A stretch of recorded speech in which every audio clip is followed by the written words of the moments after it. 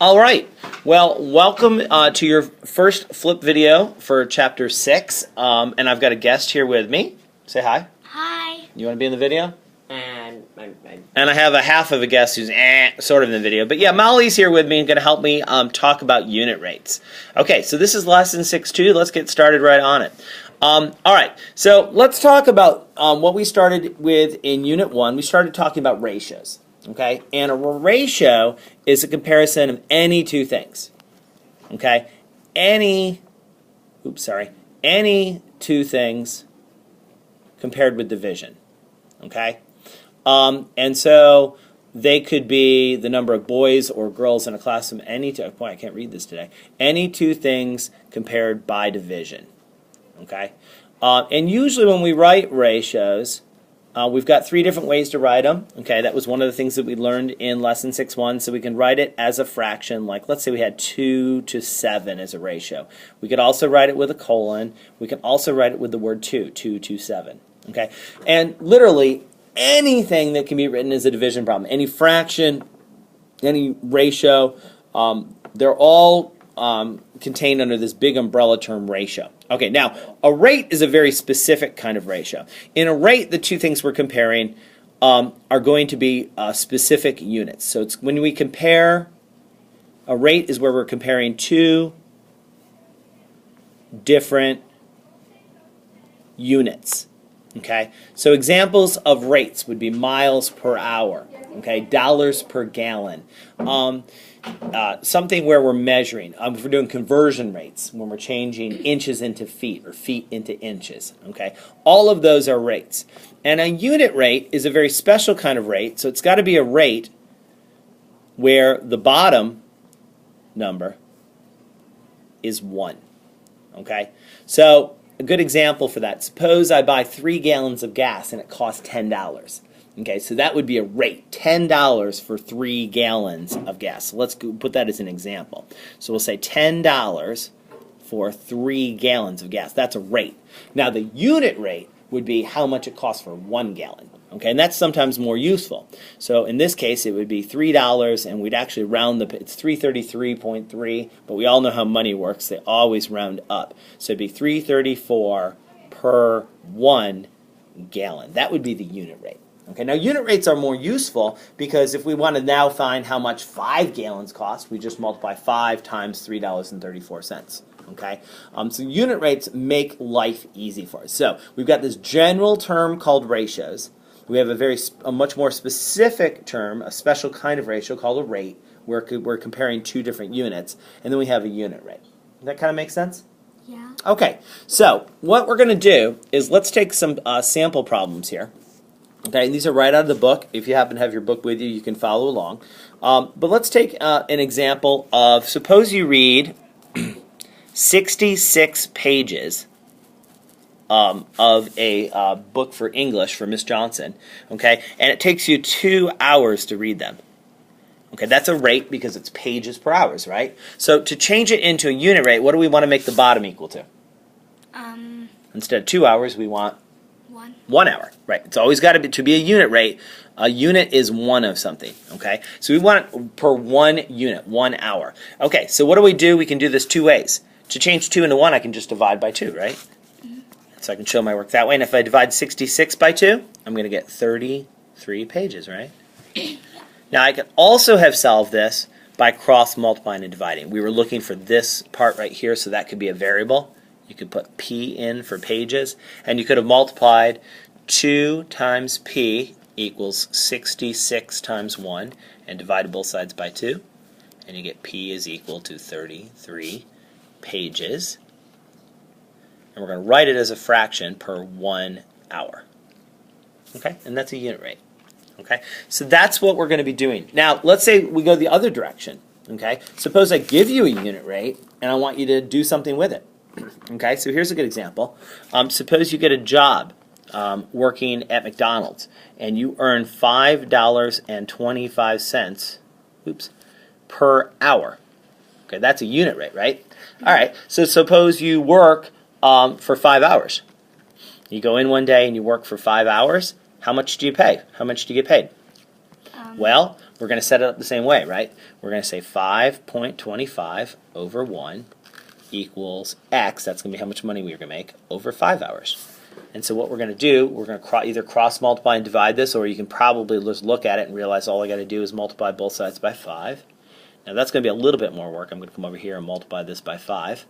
When I do that, if you wanted to, could you change 5 and 25 cents, $5.25 to 5 and 1/4? you could. If you wanted to do it as a mixed number and then change 5 and 1/4 into a fraction, you could do it that way. Since it's just a little decimal multiplication problem here, we're going to get 26.25. It might be easier to leave it as a decimal, but there's the answer. So I would earn $26.25. And we're doing this, recording this at break, and unfortunately we're out of time, Molly. So she's going to leave us, and I'm going to do a couple more problems with you on the video. But this is what we mean when we're talking about rates and unit rates. Okay? So I'm going to pause for just a second. I'll be right back. Bye. Okay, so in the first problem, we started with a rate and we reduced it down to get a unit rate. Okay, in the second problem, we started with a unit rate, okay, and there was no 1 there, but let's go ahead and add it. So it said per hour, but it was really per 1 hour. So we started with a unit rate and we used it to answer a question. Okay, one type of unit rate that we're going to see a lot is a unit price. Okay, and unit prices are really handy when you're at the grocery store and you're shopping and you want to compare what is a better deal. Okay, and let's say you're comparing two different things that are different sizes. So let's take an example where you're comparing two different kinds of sports drinks. Okay, and suppose that one sports drink, we'll call it sports drink A, costs $1.20. Make a little dollar sign there. Whoops, that's not very good. $1.20. Okay, and the number of ounces in that is 24 ounces, fluid ounces actually. Okay, and let's say that sports drink B is, let me change colors here.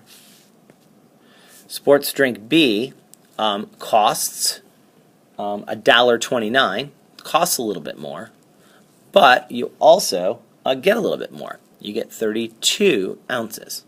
Now you can probably guess the answer, which is going to be a better unit rate per ounce, but let's go ahead and figure out exactly what the unit rates would be to the nearest penny. Okay? Alright, so here's what we're going to do. What we've got to do is we've got to reduce this down to unit rates. So we've got to get this down to something over 1 in both cases. Okay, something, we'll make that a different variable, make it y over 1. Okay? So what we need to do is we need to reduce this. Well, actually, we can just do the division. Okay, because if I cross multiply and divide this, I'm going to say I'm going to get 24x is equal to 1 times $1.20, which is just $1.20, and to solve that, I just divide both sides by 24. Well, if you look at it, isn't that just the fraction I started with in the first place with the rate? So what I need to do is I need to divide $1.20 by 24. So I'm going to put the decimal, it floats up like a little balloon. Okay, and 24 doesn't go into 12 at all, so we're going to put a 0 in there. But 24 does go into 120. It goes in 5 times. And 5 times 24, lucky for us, is exactly, oops, sorry, my iPad paused. And so we get 120. We subtract on both sides, and we get 0. Okay, so it's 0.05, and that would be dollars per ounce, per fluid ounce, actually. Okay, so that's the unit price of drink A. Now let's do the unit price of drink B, and by the same token we're going to take the price, $1.29, that's on top, that goes inside, and we're going to divide this one by 32. Again, the decimal floats up to the top. Does 32 go into 12 at all? And the answer is no, so we're going to put a 0 there. And 32 goes into $1.29 or 129. I believe it's going to go in 4 times with just a little remainder. 4 times 2 is 8. 4 times 3 is 12, and sure enough, I subtract, I get exactly 1.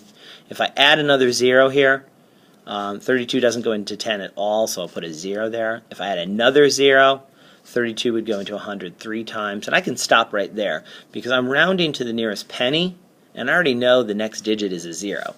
So we can say this is going to be approximately $0.04. So 4 cents, 0.04 of a dollar per 1 fluid ounce. Okay, and so what we've just found, let's see, we'll circle these in red. Okay, this is the unit price of drink A. This is the unit price of drink B. So we can see by comparison that drink B is a better buy per ounce.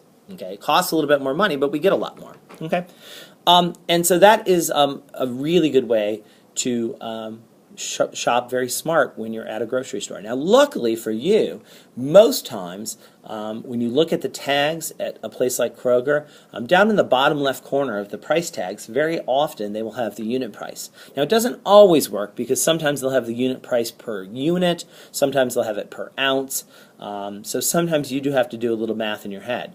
So this is a really good skill to be able to find unit rates and then to compare things using unit rates. So there's 3 different types of skills that we've covered with unit rates. How to find a unit rate, we've seen that right here and also on the first problem. Okay, how to take a unit rate and do another problem with it, and then also how to find 2 different unit rates and then compare them to find out what is a better deal. Okay, so these are the types of questions that we're going to practice in class, and so I'm sorry that Molly wasn't able to finish the video with me, but I thank her for her help, and I thank you all for watching this video. So we'll see you in class tomorrow, and we're going to practice with rates and unit rates. So we'll see you then. Thank you.